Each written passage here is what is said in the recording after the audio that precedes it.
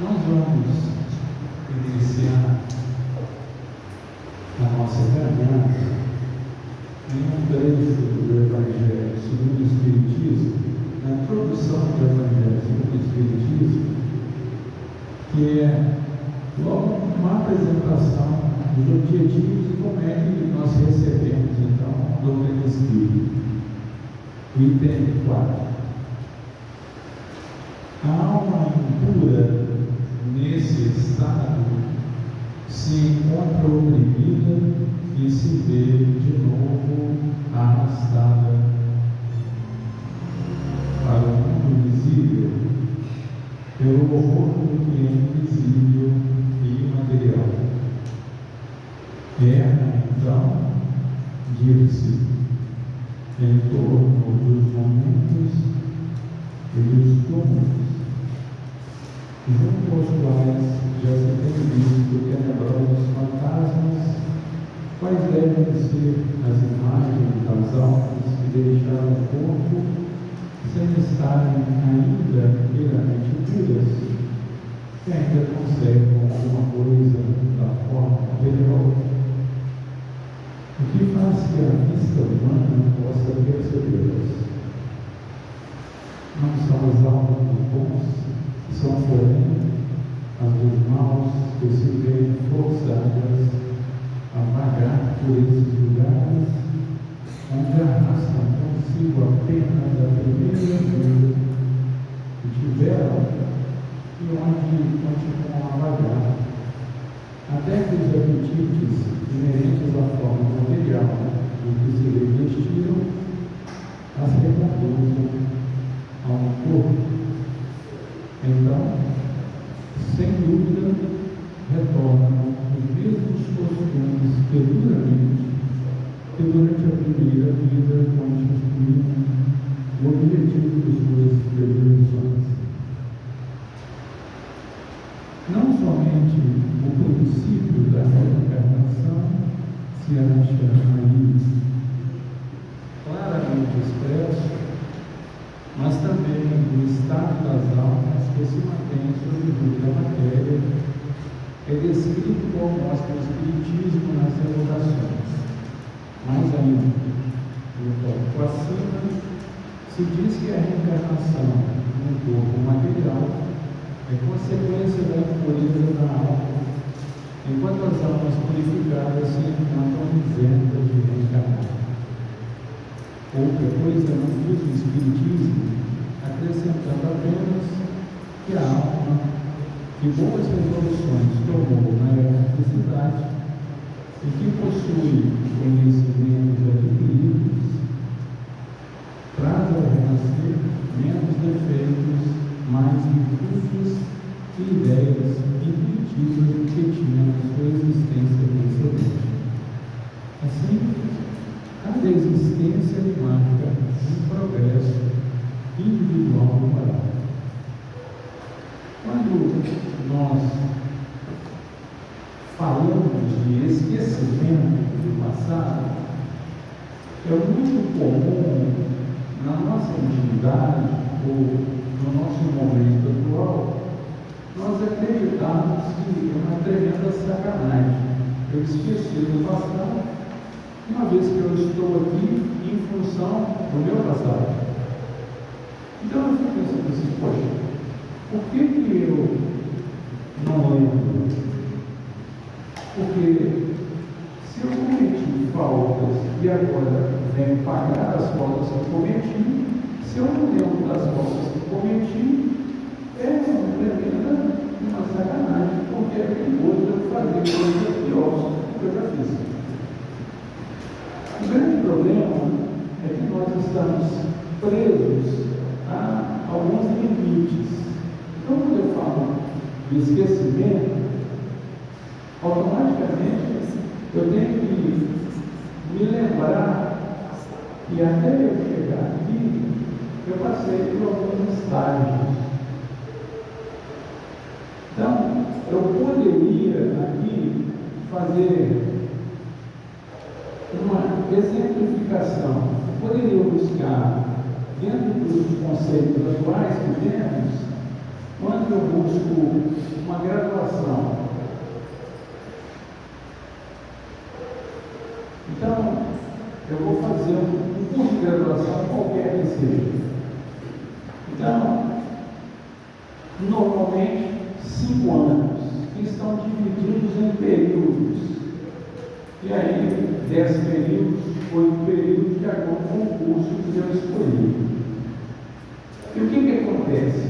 Quando eu chego no primeiro período, eu me inscrevi, e aí, o primeiro período, eu tenho uma grade de matérias. Normalmente 6, 7 matérias. Então eu tenho aqui uma grade de matérias. Isso não acontece normalmente no ensino fundamental. Isso não acontece no ensino básico, no ensino médio. Por quê? Porque quando eu estou cursando o ensino fundamental, o ensino médio, a minha grade é comum a todos que estão naquele ambiente cursando a mesma série. Então, eu não tenho opções de escolha. Por exemplo, quando eu vou para o segundo período, algumas matérias que eu vou cursar aqui dependem de eu ter sido aprovado nessas matérias aqui. Então, eu tenho aqui uma grade com 8 matérias. Destas 8 matérias, 3 são independentes. As outras 5 dependem das anteriores. Então, eu só posso me matricular nestas matérias se eu tiver sido aprovado nessas matérias.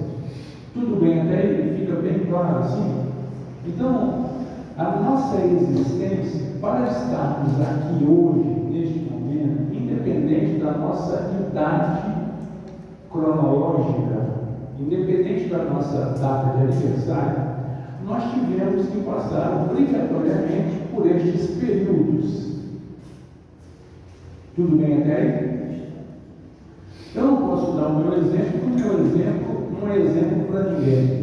Eu fiz um curso de 5 anos em 10. Normalmente é o contrário, né? Quando a gente faz o supletivo, a gente faz um curso de 10 em 2. Então eu aproveitei bem a faculdade.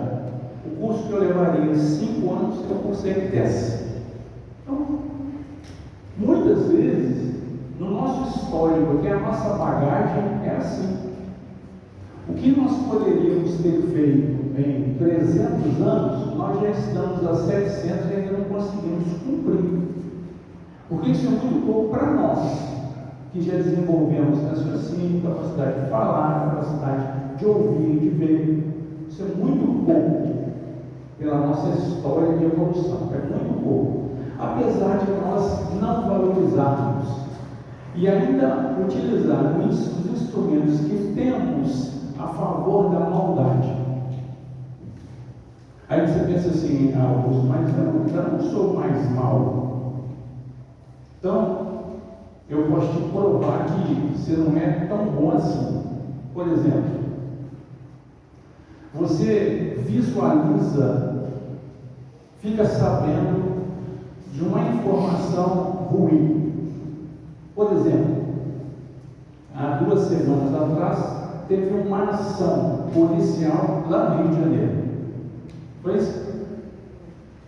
Quantas pessoas morreram lá? Em torno de 120. quanto? 120. 120? Aqui começa o nosso erro, porque foram 120 daqueles que estavam envolvidos com a criminalidade, porém morreram mais 4, que eram aqueles que estavam incumbidos de fazer com que a lei preservasse. Quando nós vamos fazer uma avaliação de consciência nesse estágio aqui, a gente já percebe que tem alguma coisa falha para nós, que nos enquadramos em religiosos. Porque uma vez que você está buscando retificação moral através da religião que você escolheu, você não deve, mas pode, torcer para que alguém se dê mal. Porque este 120 aqui também tem família, tem mãe. E independente da escolha que fizeram para a vida deles, isso não é da nossa responsabilidade. A nossa responsabilidade é ampará-los dentro da nossa humilde possibilidade. Então, se você está tentando de alguma forma caminhar, no mínimo prece. Porque quando nós fizermos uma somatória, 124 pessoas perderam a vida. Eu não quero saber quem foi, não. Eu tenho que amparar em prece. Eu deixo para a sociedade fazer as colocações menos felizes, valorando vidas. Então eu começo a perceber que nesse período em que eu estou estagiando, muitas vezes ficou matéria para trás. E eu cheguei aqui no 9º período e eu ainda estou cursando matéria do primeiro. Eu estou cursando matéria ainda do 2º período. Porque eu tomei bomba aqui, continuei, mas chegou aqui na grade, para eu ir para o 10º período, eles falaram: agora você vai ter que cumprir aquelas aulas, porque senão você não pode dar andamento. Então, quando a gente fala em esquecimento, por que nós temos que esquecer? Porque a nossa caminhada é progressiva. E o fato de ser progressiva, ela estabelece para nós alguns condicionamentos. O progresso é inerente à vida. A evolução é ímpar. Evolui quem busca princípios. Porque o progresso não pede para a gente se você quer ou se você não quer. Ele simplesmente se instala. Então, o que eram os valores sociais há 25 anos atrás, hoje já não são mais. Você pode acreditar que nós estamos regredindo, mas a doutrina espírita fala que não existe essa possibilidade. Nós só caminhamos para frente. É progressiva a nossa caminhada. Alguns também estão se pervertendo os valores. Mas essa é a sua visão? Porque na minha visão não funciona assim. Porque quando Jesus se apresenta para nós, ele fala assim: olha, eu vim cumprir a lei. Nós estamos querendo revogá-las e adaptá-las à nossa condição de entendimento. Não é de comportamento, não, é de entendimento. Então, esquecer o passado para nós é uma bênção. Porque isso é lei. Imaginemos nós que saímos do primitivismo para a humanidade. Seria caminhada. Então, o seu corpo evoluiu sem te pedir permissão. Você não tem que dar permissão. Na próxima vez que você reencarnar, você vai vir com um corpo melhorado, mesmo sem ter condição de administrar. Então, tem um montão de gente que está com um corpo, uma potência e inteligência vigorosa e está administrando mal. E eu estou avaliando a vida dele. Então, eu esqueço. Por quê? Porque nessa caminhada evolutiva, isso aqui é uma somatória. Então, eu somo todas as minhas conquistas, levo isso para o plano espiritual, faço uma revisão, uma análise e passo para a próxima fase. Eu não tenho como corrigir tudo de uma vez só, porque senão a nossa vida seria uma eterna dor de cabeça. Seria só tristeza, choro e evidência.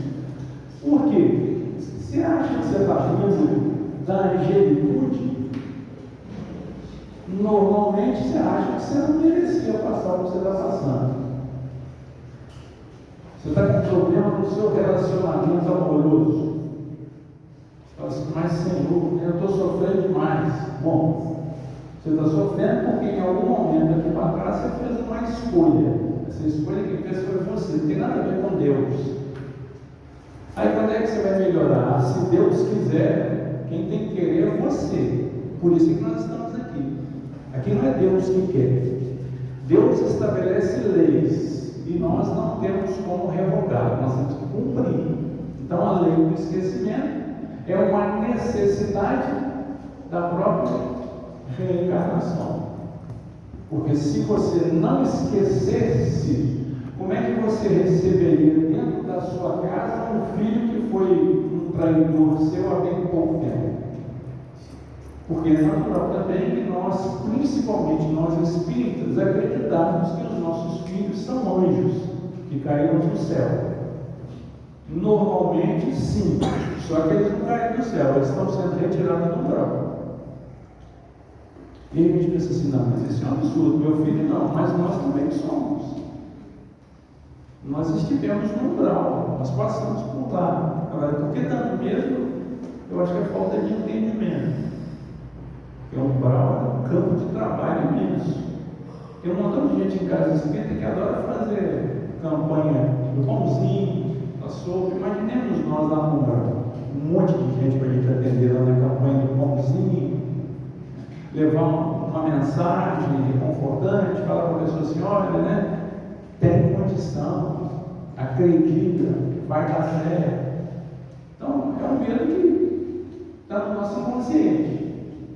Então, esse esquecimento, poxa, se você é a somatória disso tudo, quando você foi criado, você é um ser divino. Você esqueceu disso nessa caminhada. Em função da sua maldade? Não, em função da sua ignorância. Só que como nós não entendemos a ignorância, nós damos outros apelidos. Por exemplo, maldade, crueldade. Não, isso é ignorância. Você não sabe o problema que você está buscando para você com essas atitudes.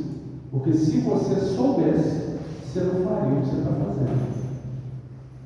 Então isso é ignorância. Por exemplo, quando nós vibramos com um acontecimento trágico, isso é ignorância. A gente está pregando bem, buscando saúde e intoxicando a nossa intimidade, pensando em coisa ruim, dando vazão a sentimento ruim, alimentando o mal dentro de nós e querendo acabar com a guerra no mundo. Muito legal. Mas a guerra no mundo começa aqui. Eu tenho que ter esse controle.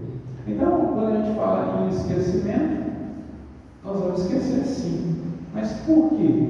Porque é uma necessidade orgânica. Até chegarmos aqui, tudo bem. Sim? O que a gente nota com relação à reencarnação? Nos primeiros momentos, ou nos primeiros estágios,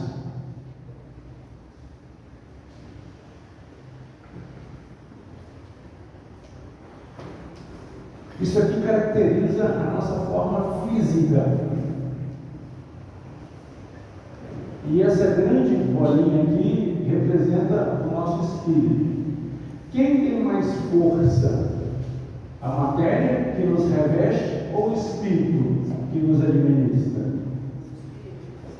E aí Platão fala com a gente assim, olha, antes da alma se juntar ao corpo, ela é feliz. Porque ela se manifesta através dos pensamentos. Mas quando ela é aprisionada pelo corpo, qual que é a finalidade do seu espírito nesse momento aprisionado no seu corpo?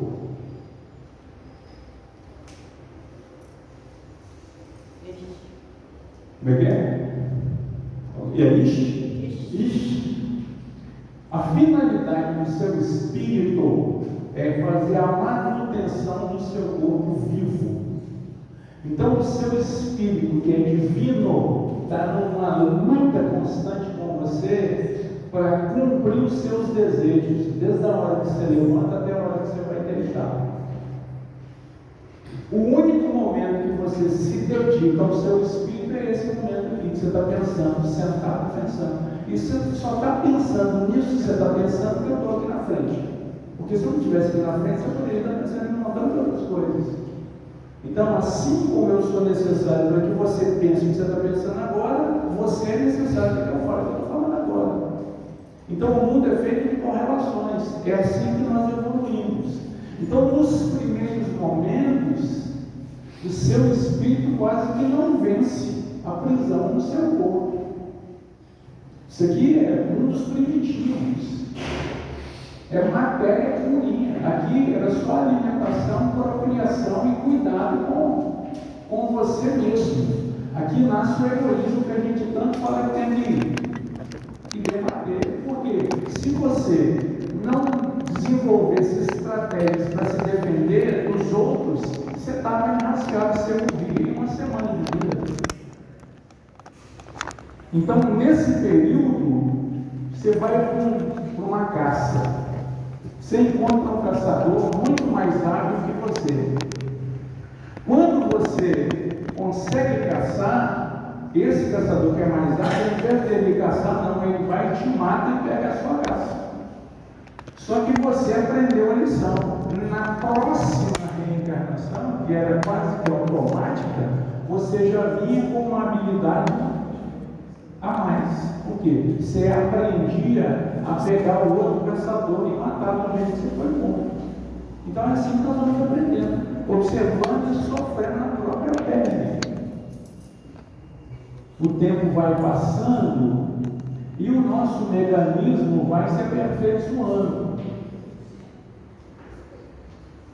Até que vai chegar um momento em que nós vamos estar assim.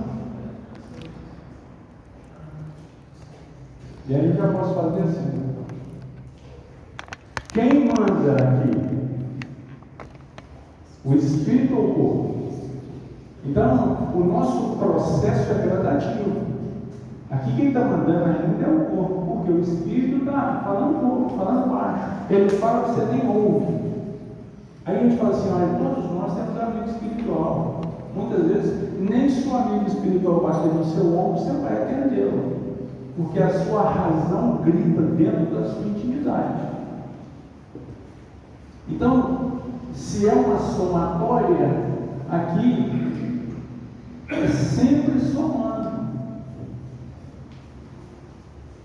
E este aqui é um processo reencarnatório que nós temos vivenciado. Então, no processo reencarnatório, nós vamos recebendo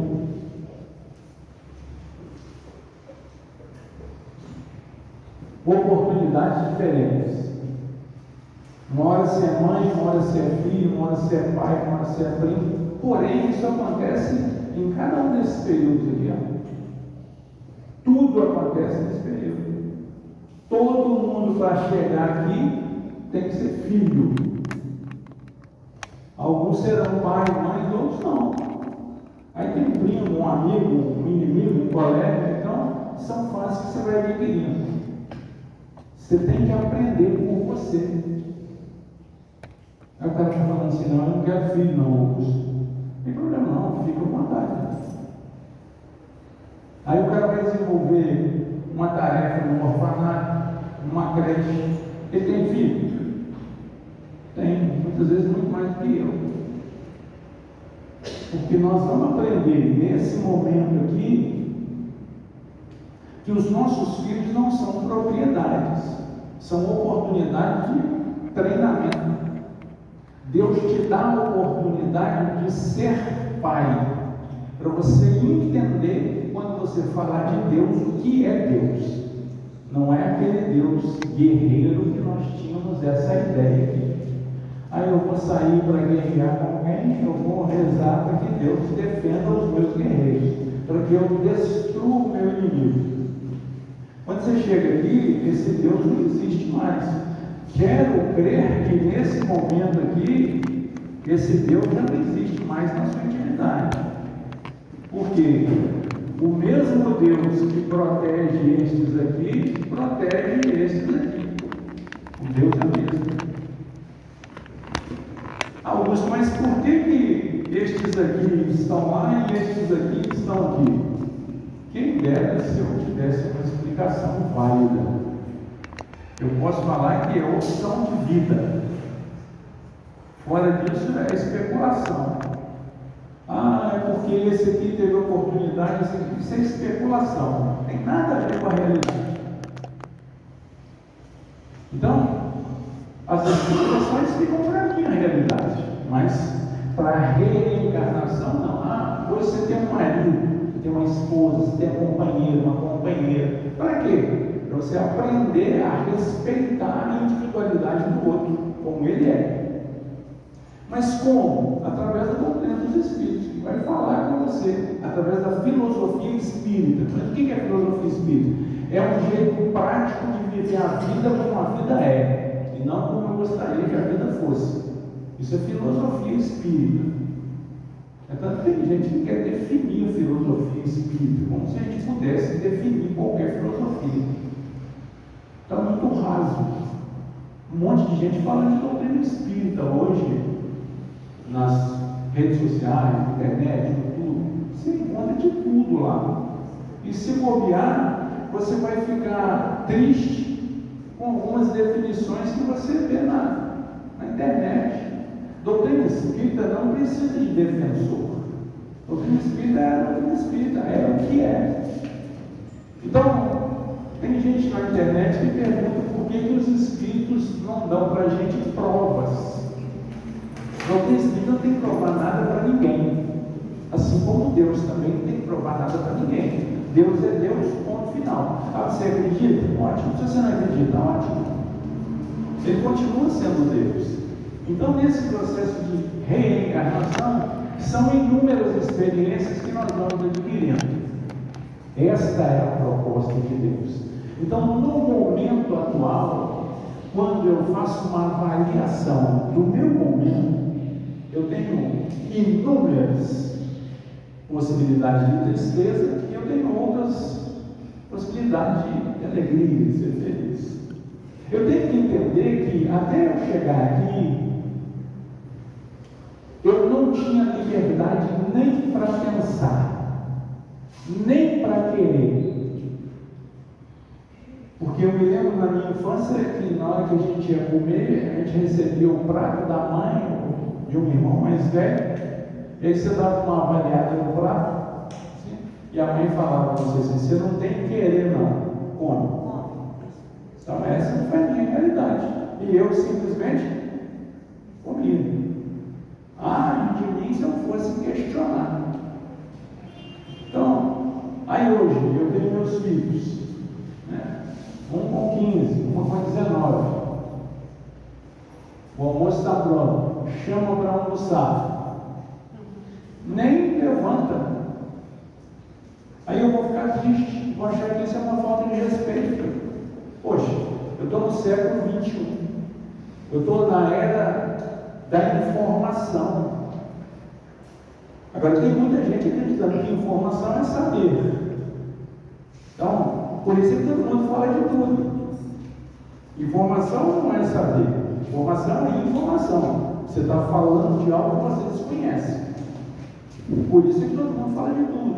É natural. Agora, eu não posso querer que o meu filho de 15 anos e a minha filha de 19 anos se comportem como eu me comportava aos 15 e aos 19. Porque eu estou querendo viver uma realidade que já não existe mais. E muitas vezes, o que está entristecendo você com relação aos seus filhos, com relação aos seus amigos, aos seus familiares, é porque você está querendo um comportamento que não existe mais. Nós estamos caminhando para acabar com os padrões. Porque o padrão é para te enquadrar em algum ambiente para te igualar com quem é desigual. Isso é que é padrão. A moda, o que é a moda? Imagina, o sacrifício que nós temos que fazer para andar na moda. Ah, agora eu tenho que comprar uma bolsa. Ah, agora eu tenho que comprar uma calça. Agora eu tenho que comprar uma blusa. agora eu tenho que comprar um sapato, agora eu tenho que trocar de carro. Isso é moda, isso é modismo. Aí você sofre porque você não dá conta de acompanhar, porque a moda vive de venda. Então tem que criar o tempo todo. Então o que nós estamos tentando entender? A moda, ela tem que cair de moda. O padrão do século XX não existe mais, porque nós estamos no século XXI. É só por isso. E o século, no tempo atual, é muita coisa. Muitas vezes nós estamos vivendo nesse momento, mas os nossos conceitos estão presos aqui, fazendo doutrina espírita como se fôssemos ortodoxos, sem abertura, limitados. E aí a doutrina espírita nos pede abertura. Por quê? Porque o comportamento do outro não interfere no meu. Quando alguém me agride, a proposta de Jesus é dar a outra face. Qual que é a outra face da agressão? Tem que ser a tranquilidade, tem que ser a paz, tem que ser a harmonia.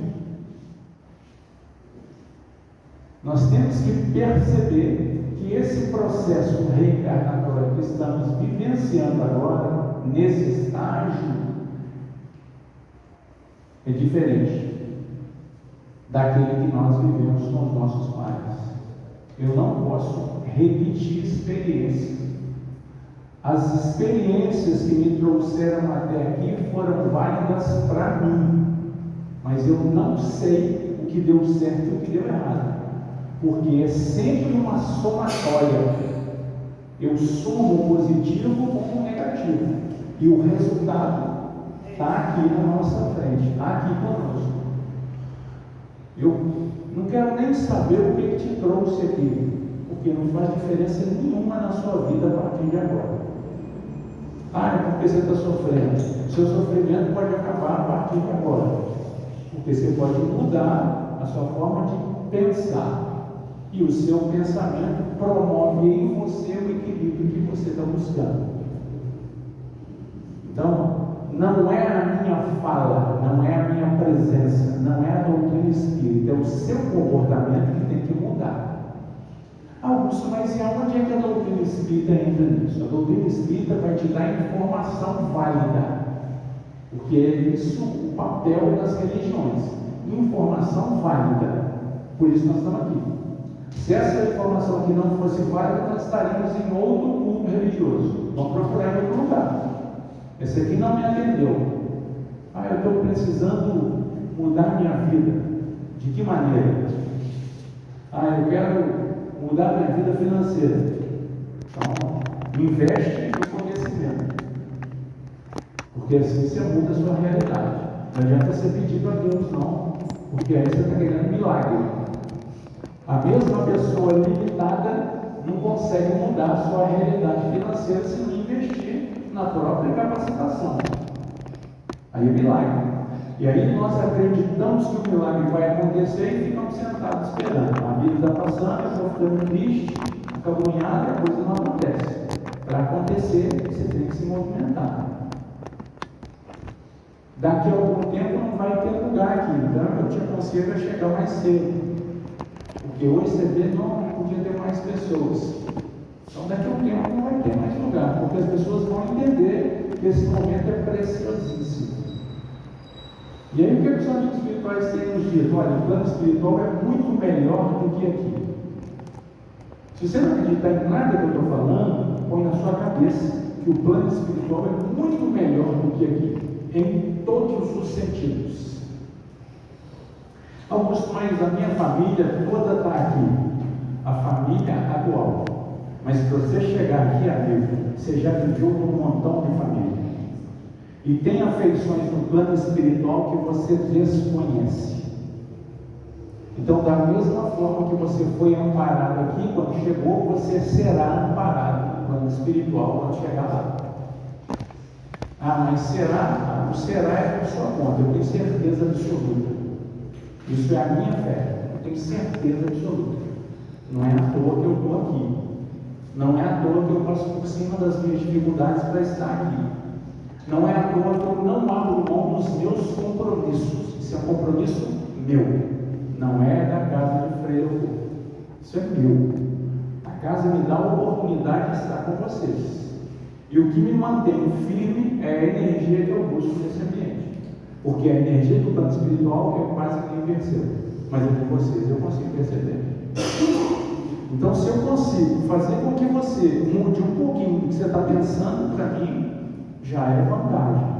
Se eu conseguir fazer você entender que o plano espiritual você não tem que ter medo nenhum, para mim já é vantagem. Se eu conseguir fazer com que você saia daqui de cabeça erguida, enfrentando todos os seus problemas, eu já fico na vantagem. Mas é querer demais. Porque de vez em quando meu joelhinho também dói, assim, dependendo do problema, fraquejo. Mas o fato de fraquejar não quer dizer que eu vou ficar deitado.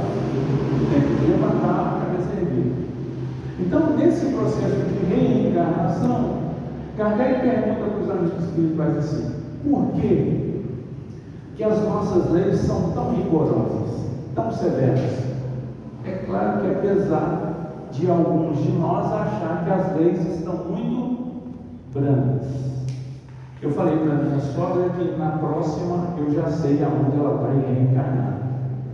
Nós estamos passando por esse processo de regeneração e ela vai ser convidada a fazer parte do mundo primitivo que está aí atrás.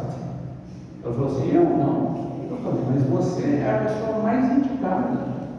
Ela falou comigo: por quê? Eu falei: você está querendo matar os juízes, você está querendo matar os deputados, você está querendo amputar os criminosos. Você vai para onde? Em sã consciência, você tem que ir para um mundo que te forneça as possibilidades que você está ansiando. Você está ansiando por isso, você está buscando isso. Então, os amigos espirituais, buscando em você aquilo que você quer, atende seu desejo, vai para lá. Então, quando ele pergunta por que as nossas leis são tão severas, os amigos espirituais falam assim: é em função da natureza do homem que está vivendo por aí. E aí, quando eles falam assim: olha, agora, o cara que for condenado a 30 anos, ele vai cumprir só 1/3 de pena. Você divide 30 por 3 e você vai ter o resultado que é quanto? 10 anos. Você acha isso um pouco para alguém que tirou a vida de alguém? Se ficar com vergonha, não pode falar, é muito pouco. Eu acredito que tinha que ficar preso o resto da vida, porque ele tirou a vida de alguém. Cuidado você não querer pegar o lugar de Deus e estabelecer pena perpétua para os outros cumprir. Porque para quem tem moral, 1 ano de cadeia é muita coisa. Para quem não tem, prisão perpétua não resolve absolutamente nada. Então não é encarcerando. Aí você vai falar para mim assim: ah, então quer dizer que você é a favor do desencarceramento. Eu sou a favor do livre-arbítrio. Você fez, você vai pagar.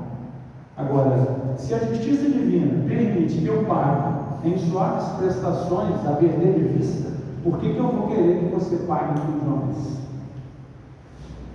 É porque nós temos uma noção equivocada do criminoso. Porque a gente acredita que a vida do criminoso é de alegria. Isso é filme. Você vê que o herói vê que o bandido vence. Isso é ilusão, isso é uma viagem. Então eu fico torcendo para a vida desse cara ser cada vez pior. Eu estou atraindo para mim as coisas que eu não queria que acontecesse na minha vida. Porque pensamento plasma energia. E são energias que comandam a nossa vida. Fica à vontade. Nesse conceito que você trouxe aí para nós, aí vem o esquecimento, né? Eu esqueci aquilo que eu fiz fiz, aquilo que eu fui, Ah? né? Aí eu quero julgar o outro pelo aquilo que ele está fazendo. Exatamente. Sabe, para nós, gente, para nós é muito complexo, porque nós estamos tentando implementar na nossa intimidade um campo de harmonia. É muito difícil você cultivar a harmonia torcendo para que alguém se dê mal, independente de quem seja. Porque aquele que faz o mal é instrumento de Deus para a promoção do bem. Quem está no controle de tudo isso aqui é Deus. Jesus governa o nosso órgão, não tem nada fora do lugar, nada. Então a gente acredita que por eu vibrar no mal, para que o mal aconteça na vida do outro, eu melhoro a situação. Eu não melhoro nem a situação do ambiente, nem a minha própria.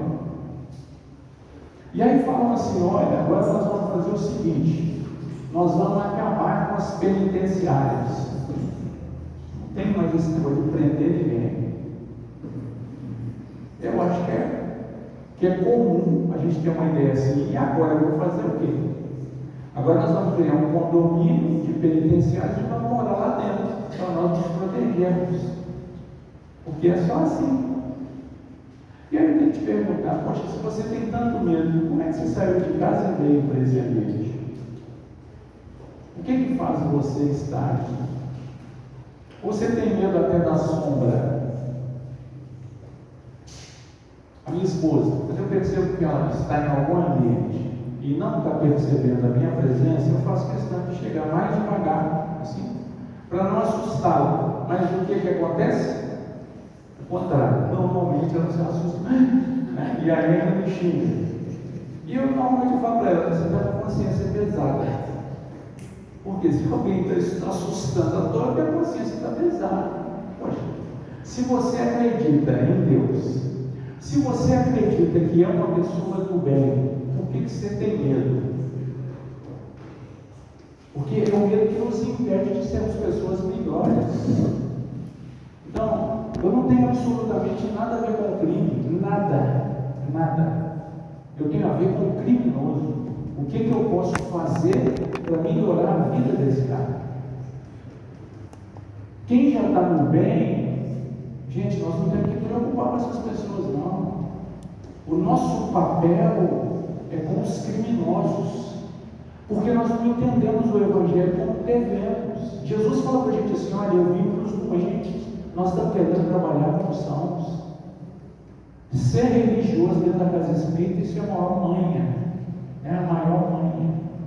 Agora, ser religioso lá fora, aí é complicado, porque eu avalio o outro pela aparência, pela roupa, pelo jeitão de andar. Então você olha assim, você já tem medo, mas você está com medo de quê? Quem não deve, não teme. Você não tem que ter medo de ninguém, porque se tiver que acontecer alguma coisa com você, o medo não vai impedir que essa coisa aconteça. Isso é lei. Por isso nós reencarnamos. É um processo reencarnatório. Agora, a única coisa capaz de nos salvar é a nossa condição moral. Não é faz de conta. Não é vestir roupinha bonita para vir rezar. Não tem nada a ver com isso. É postura. É como você age. É como você pensa. Porque nesse momento, mal nenhum te alcança, porque você vibra no bem, e aonde você estiver, você é um promotor do bem. A proposta de Jesus conosco é essa. Não é para você mudar do ambiente que você está, achando que lá está muito pesado, está muito perigoso, não. Você está instalado no ambiente correto, é ali que Deus precisa de você. Porque se nós, que somos os vulgo religiosos, estamos com medo de viver a vida que temos que viver, como é que vamos ficar com aqueles que não acreditam em nada? Nós vamos deixar para eles fazer o que nós temos que fazer? Então, eu quero ser feliz. Poxa, eu tenho que promover a felicidade para as outras pessoas. Agora, não é tão simples assim, não é fácil. O que a gente está fazendo é tentando de alguma forma doutrinar as pessoas. Aí eu venho para um estudo desse, eu vou falar que doutrina espírita, mas doutrina espírita é para a minha vida, não é para eu pregar. Eu tenho que pregar em comportamento, que Jesus nos apresentou. Aquele que quer salvar a sua vida, perdê-la, mas por amor a Ele. Então, quando alguém está sofrendo, ele está pedindo de nós um amparo. Eu não sei o que você está passando agora, não sei qual é a situação, mas levanta a sua cabeça e entenda que isso já é em função da misericórdia alcançando você. Mas é um chamado para que você olhe para aquele que está sofrendo muito mais que você. E você começa a valorizar a vida de uma outra forma. Você não precisa de ter mais nada. Tudo que você tem é mais do que necessário para você se manter bem. Mas você tem que se posicionar na vida como a vida é. Eu gosto mais do meu marido, eu gosto mais do meu filho, eu gosto mais. Tudo essa somatória é o seu crescimento. Você está com o filho envolvido em coisa errada? Ore por ele. É assim que a gente tira as pessoas das coisas erradas. Não é batendo. Eu não sei porque eu apanhei, né? Vai que. Mas imagina eu, nessa altura do campeonato, dando uma surra no meu filho de 15 anos. Eu sinto até mal só de falar. Então, eu percebo o quanto é difícil amar. Imagina Deus conosco, amando-nos como ama e tendo que deixar a gente fazer esse montão de besteira que temos feito, deixando essas pessoas se envolverem no crime. Para quê? Para mover o nosso coração, tirar essa dureza dos nossos corações. Nós vamos mudar a face do nosso planeta quando nós entendermos que quem muda a nossa vida somos nós. Gente, no ano que vem nós temos eleições. Pelo amor de Deus, não vamos brigar com o familiar por causa de escolha, não. Cada um escolhe aquilo que dá conta. O cara é vermelho, verde, amarelo, bonito, laranjado, deixa ele escolher o que ele quiser. Não entra nesse tipo de discussão, não, nós estamos fomentando o ódio dentro da própria família. Então, pessoas religiosas, que se dizem religiosas, fazendo discussão tola. Você escolhe o que você quiser, o problema é seu, não é meu, não. Mas isso vai acabar com o nosso país. Gente, espera aí. Aí a minha sogra começa a resumir o governo. E eu falo para ela assim: você sabe onde a sua filha está agora? Ela me olha assim: o que isso tem a ver? Eu falo para ela: poxa, você tem uma filha só, você não sabe o que ela está fazendo agora. Imagina um presidente de um país do tamanho do nosso, você vai saber o que as pessoas estão fazendo. Não tem cabimento um negócio desse. E aí a gente fica, sabe, inventando coisa. Gente, o presidente está ruim, nós temos que fazer pressa por ele. Nós estamos querendo mandar o cara para o plano espiritual. Imagina, você manda isso para o plano espiritual, como é que ele não vai influenciar muito mais gente? Então, está ruim, tem que ficar aqui conosco. Está bom, vai para o plano espiritual. É assim que tem que ser. Porque essa caminhada nossa é caminhada de aperfeiçoamento. Aí você fica torcendo para o seu inimigo passar para o plano espiritual. Você está lascado se ele passar. Porque a influência dele vai ser muito mais intensa na sua vida. Ele tem acesso a você. É claro, eu tenho que entender isso, porque eu acredito que a minha esposa vai passar para o plano espiritual antes de mim. Porque eu adoro a minha vida, apesar de adorar o plano espiritual, né? Mas eu rezo todo dia para que a minha esposa não morra viúva.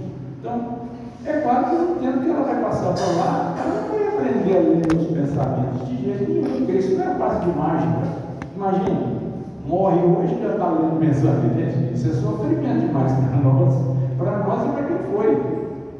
Por quê? Ele começa a ler. Isso não existe, é passe de mágicas. Então a gente tem que entender que é um processo. Você quer estar bem no plano espiritual? Começa a pensar nele a partir de agora. O que você vai fazer lá?